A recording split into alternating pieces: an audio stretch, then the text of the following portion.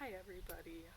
So my project today is about me being a bridge.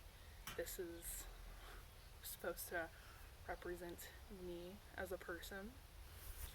So I will get into it. So,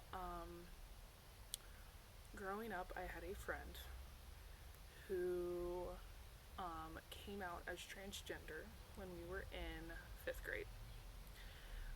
To give some context behind that, we went to a very conservative school. A lot of Christians went there. We already had a rough time before that because she was always very feminine and very girly, did not act like a little boy, which that was the transition, male to female.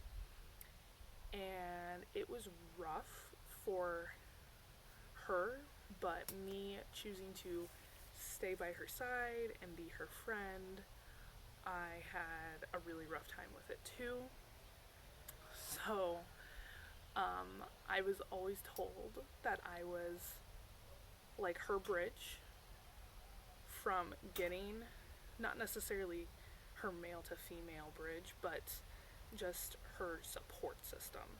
I helped her walk through school basically from elementary school until, high school when we kind of departed ways. So, to start, as her bridge, I carried not only my own weight, I carried her weight. So, the first part of that was being, I wouldn't say bullied. We weren't really bullied, but like definitely made fun of,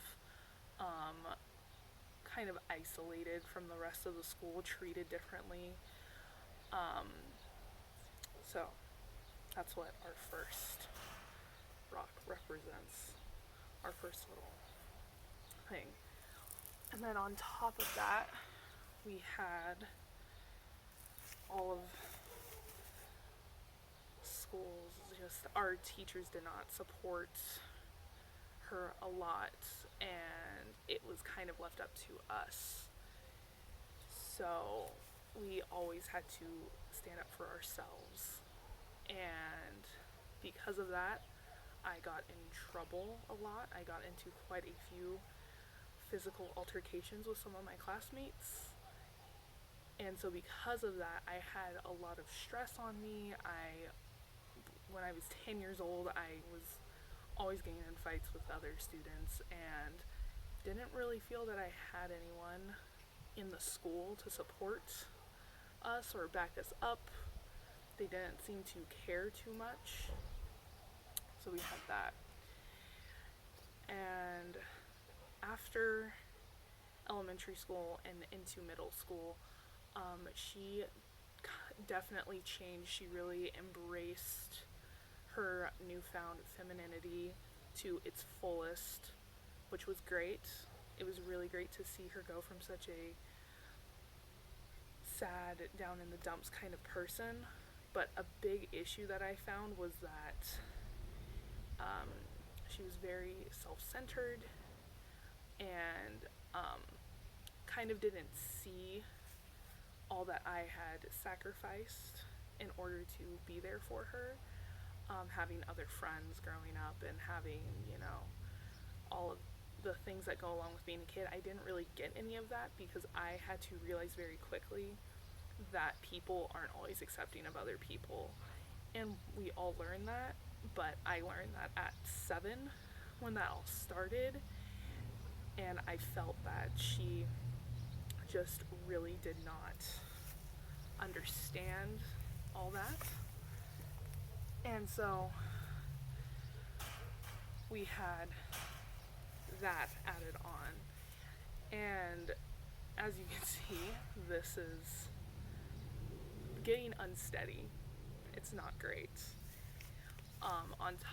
With all of this other stuff, she had family issues, family drama we all have, getting into fights with her parents and her siblings and such.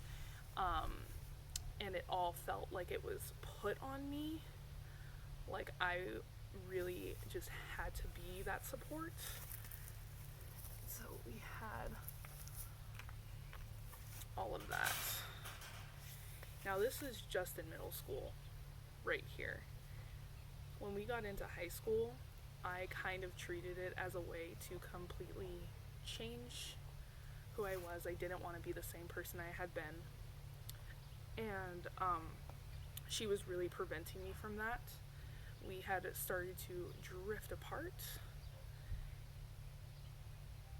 And every time I would come home and I would tell my mom, I don't know if I want to continue this friendship because it feels like it's hurting me at this point, and I'm just not that big of a fan anymore. I'm tired of being treated second class in her eyes, and it was just really taking a toll on me.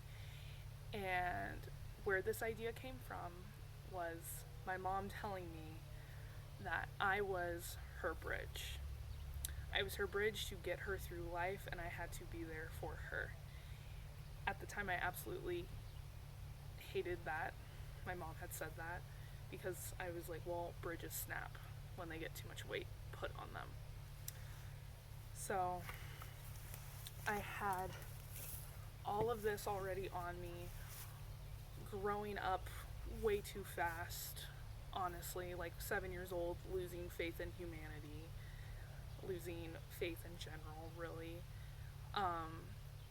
Her family drama, her friend drama, and then a teensy-weensy bit of my own personal problems. And the major factor on top of it all was her. And this was when I was at my absolute lowest point in terms of our friendship. I had really forgotten who I was as a person and completely just kind of gave up on all other aspects of life. I fortunately found a new friend in high school who was very supportive and was very understanding. She was there for me through our gradual release of my friend's toll on me. So my friend helped relieve some of the stress. She took away some of my personal stress issues. We're still friends, and she is one of the kindest, most generous people I know.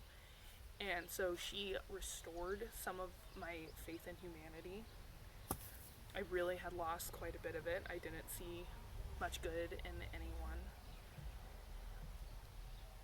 And then she helped me to kind of gain back my individuality. I wasn't just, my friend's friend, I was me, I was Allie.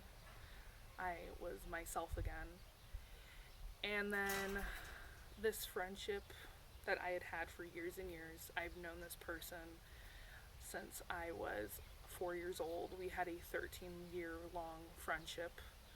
That was incredibly hard for me to let go because I felt very invested. Obviously, I was a big part of her life for a long time.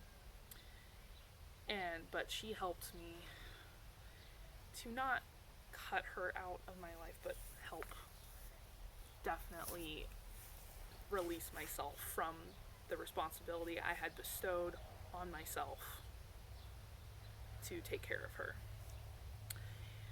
Now, the main reason I wanted to use a bridge is because that was what my mom had told me when I was younger, that I was her bridge and I had to support her.